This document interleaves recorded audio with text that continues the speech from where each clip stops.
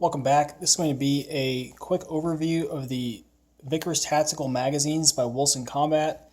These have been hailed as the most reliable duty-ready 1911 magazine, so I got a few to check out and give them a shot and give you guys kind of my evaluation of them. So I don't have too many rounds through them yet.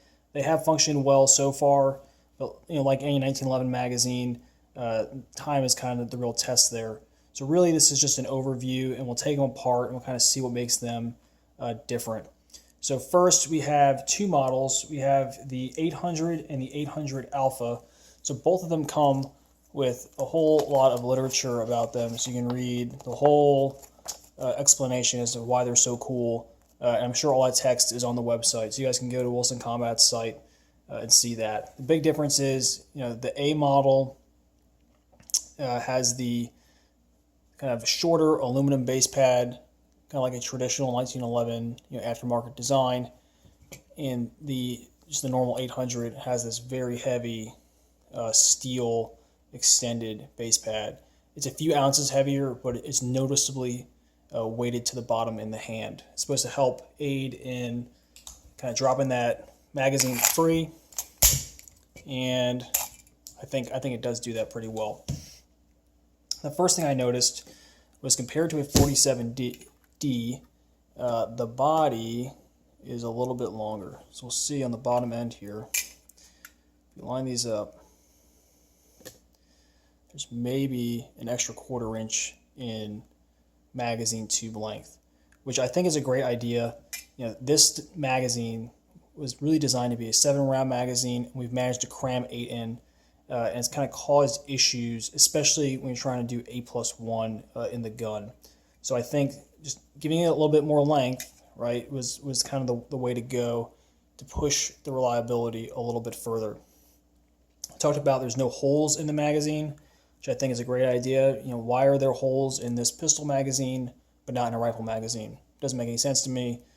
I don't think there's any reason to allow them, and I think that the principle that it's better to keep things out of your mag than to let them escape is true. Let's keep the dirt and sand from getting in the first place, rather than trying to give it an excuse for a way out.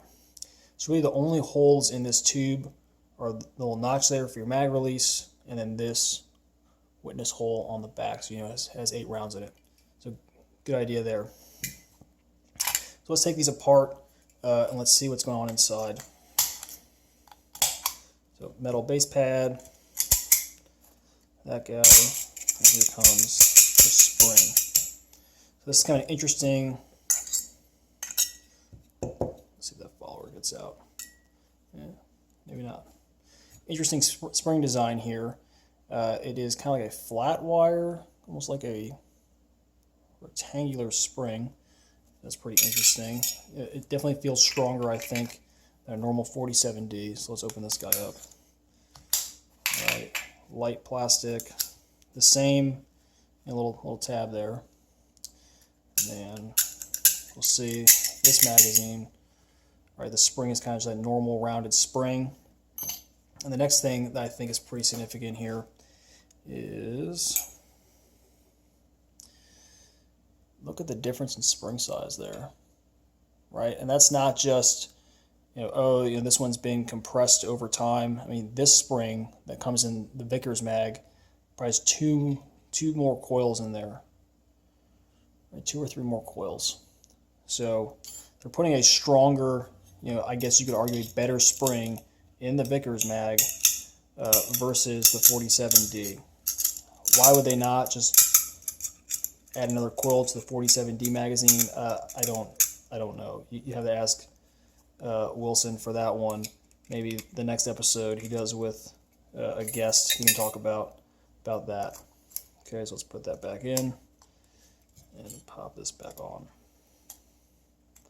If you've never taken apart a 1911 magazine, it's not quite PMag simple, but it's definitely less aggravating than a Glock magazine, which is probably the only thing about 1911 that's easier to take apart, is the magazine versus a Glock. The other thing we notice on the Vickers mag is they put these little cutouts on the edge, little scallops. They say that's to reduce the chance that you're going to have a sand get in your magazine. Now let's put this 47D back in. So all in all, I am impressed with the design of the Vickers mag. It's very robust. It's been, boringly reliable.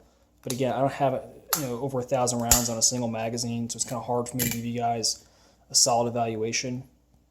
But I really do think that just expanding the length of that magazine, just extending it, a little bit more, right, really helps make this thing more reliable, probably more than anything else that's going on here.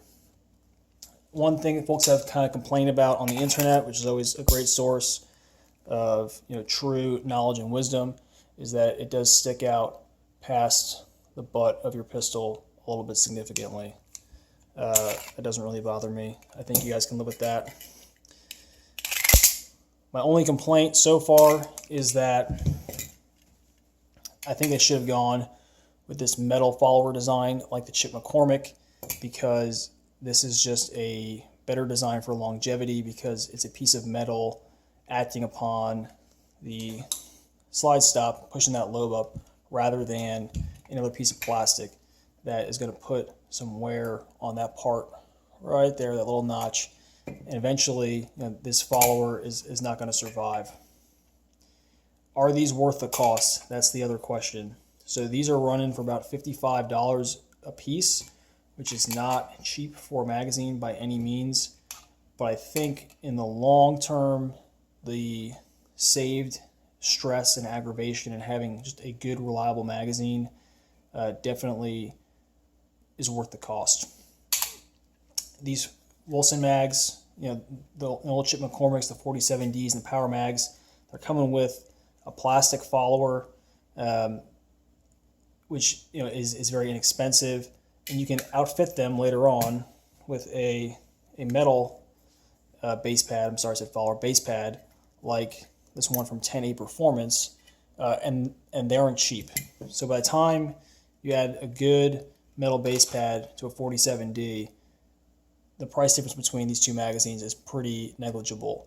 So I think that if you were to start from the beginning and didn't have a bunch of 47Ds, I would just start out with the Vickers mag. Vickers 8-round mag. I will give you guys some more information on these as I work through them. Definitely if I have any problems, I will let you guys know. But so far, I'm a fan, and I think Vickers and Wilson really hit it out of the park, as Larry would say, with these magazines, and I am fixing to light it up. Thanks.